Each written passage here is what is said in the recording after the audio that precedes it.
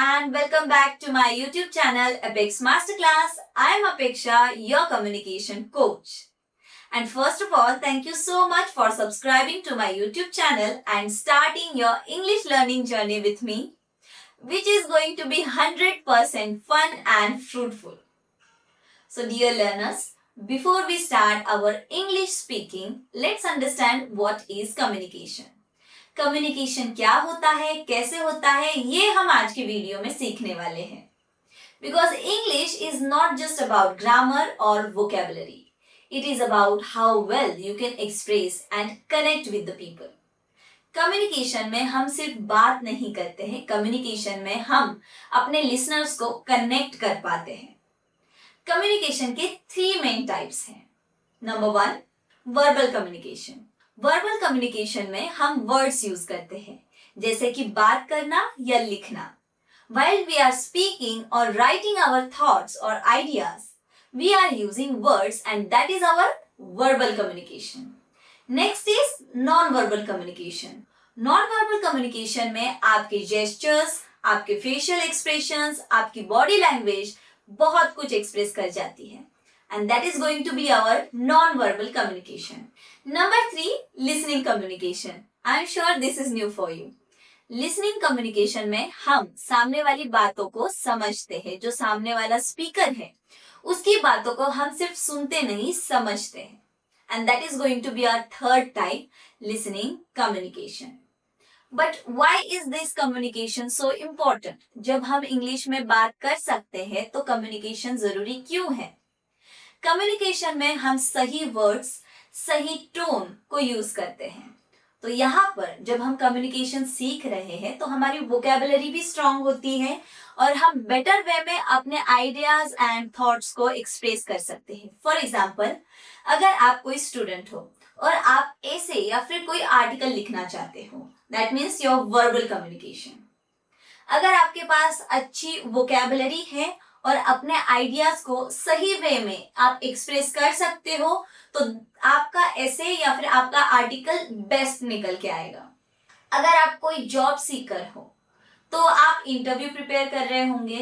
Here you are going to express your skills. आपके skills को evaluate किया जाएगा और अगर आप सही तरीके से आपके स्किल्स को एक्सप्रेस करते हो तो आपका सिलेक्शन पक्का है. अगर आप कोई एंटरप्रेन्योर या फिर बिजनेसमैन हो तो आपको डील्स करनी है.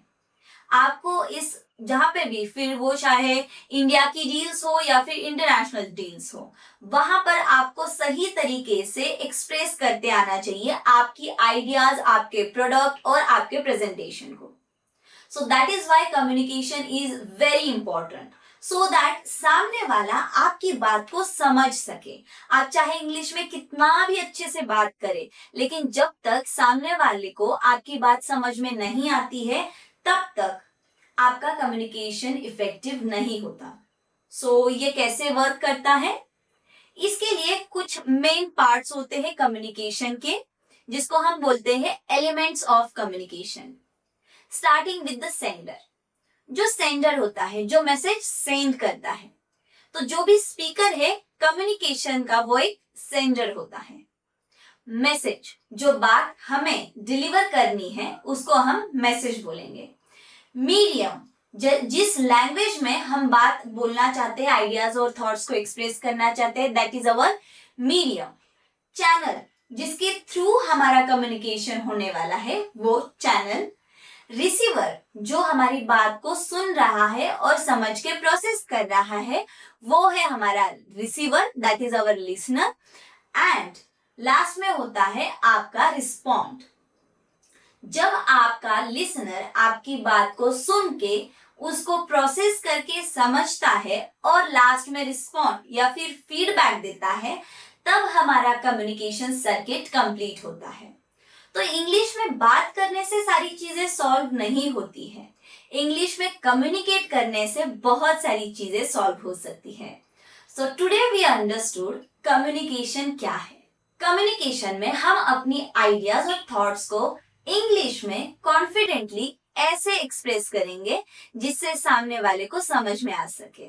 जैसे कि अगर आप किसी को व्हाट्सएप पे मैसेज भेज रहे हैं, व्हाट्सएप पे जिस भी लैंग्वेज में आप मैसेज भेज रहे हैं, अगर उस लैंग्वेज को सामने वाला नहीं समझ पाता तो उसको वो डिकोड नहीं कर पाएगा और इवेंचुअली वो अपना फीडबैक नहीं दे पाएगा। तो आप अच्छे स्पीकर तो बन गए, आपने अपनी लैंग्वेज में अपने आइडियाज और थॉट्स को एक्सप्रेस तो कर दिया, लेकिन जो लिसनर या रिसीवर है उसको आपकी कोई भी बात या कोई भी मैसेज का कोई अंदाजा नहीं है। And that is the difference of communicator and speaker. तो अगर आपको एक कॉन्फिडेंट कम्युनिकेटर बनना है तो सिर्फ ग्रामर या वोकैबुलरी पे फोकस मत करो, वो तो आपके सिलेबस में कवर हो ही जाएगा। आपको फोकस करना है आपकी प्रैक्टिस, आपको देखना है आपके आजू बाजू के समाज को, कौन कैसे बात करता है, कैसे एक्सप्रेस करता है। Try to communicate, not to speak. So in next video हम और इंटरेस्टिंग टॉपिक के साथ आपकी इस जर्नी को आगे लेके जाएंगे। Till then stay tuned, see you soon.